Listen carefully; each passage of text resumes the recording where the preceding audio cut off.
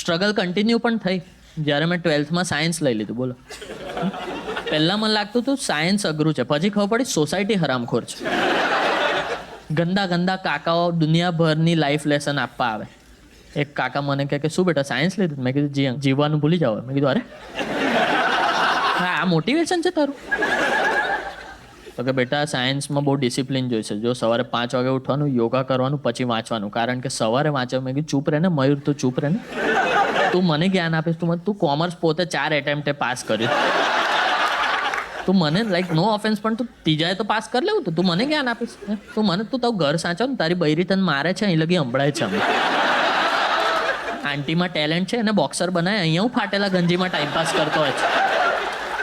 જા કંઈ કામ કર. આ પેલા જ કાકા હોય બોર્ડ એક્ઝામની એક રાત પહેલા ખબર છે પેન આપે, બેસ્ટ ઓફ લક બેટા આનાથી લખજે. તમારા 100 માર્ક આવવાના હોય. આ હરામીની પેનથી લખો ને 60 આવે. ખબર? લાસ્ટ મિનિટે એની પેન બંધ થઈ જાય. ₹1.5 વાળી યુઝ એન્ડ થ્રો આપી ગયો હોય તમને.